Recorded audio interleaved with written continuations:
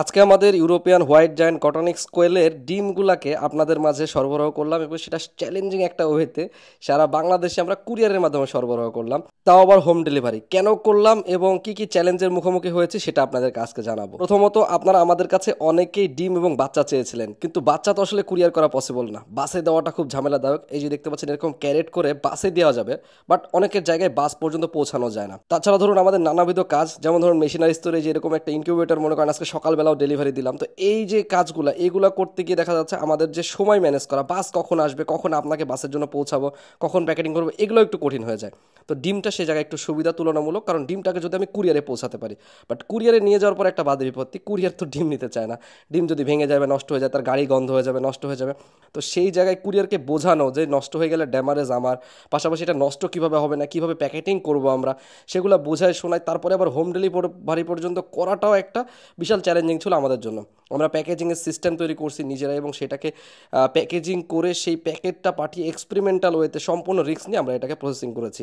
আমরা ডিমগুলো তুলে নিয়ে এসেছি, এখানে কয়েকদিনের ডিম আছে এবং এখান থেকে এই ডিমগুলোকে আমরা এক এট এ টাইম একসাথে প্যাকেটিং করে পাঠিয়ে দেবো। প্যাকেটিং করার জন্য আমরা যা যা করেছি, প্রথমত একটা কার্টুন নিয়েছি, কার্টুনের মধ্যে কাঠের গুঁড়া দিয়েছি এবং গুঁড়াগুলোর মধ্যে সুন্দরভাবে ডিমগুলো এত সুন্দরভাবে বসে আছে যেন চারের সাইড দিকে যেদিক থেকে যত প্রেশার আসুক কাঠের গুঁড়ার মধ্যে সেই প্রেশারটা চলে যায়।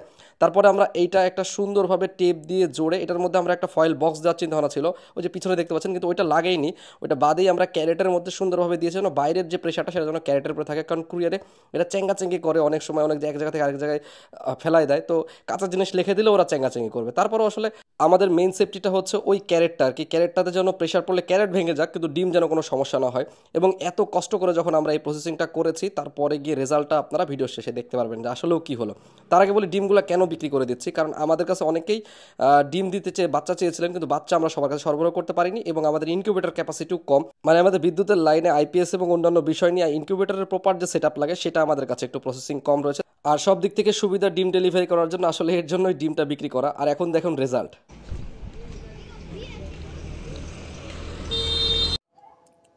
আসসালামু আলাইকুম ভাইজান। ডিম ভাঙে নাই, আলহামদুলিল্লাহ সবগুলাই ভালো, দেখেন ঠিকঠাক আছে। কেউ আমাদের এই উদ্যোগকে কমেন্টে অ্যাপ্রিসিয়েট না করে মাশাল্লাহ না লিখে কেউ যাবেন না। আলহামদুলিল্লাহ, আল্লাহর অশেষ মেহেরবানি, আমরা যে সফলভাবে এটা সাকসেসফুল করতে পেরেছি। আলহামদুলিল্লাহ আলহামদুলিল্লাহ। আপনারা সবাই আলহামদুলিল্লাহ লিখে যাবেন কমেন্টে। আল্লাহ যেন আমাদের সব কিছুতে বারাকা দান করেন, আমিন। আজকের মতো বিদায় নিচ্ছি, আল্লাহ হাফেজ, আসসালামু আলাইকুম।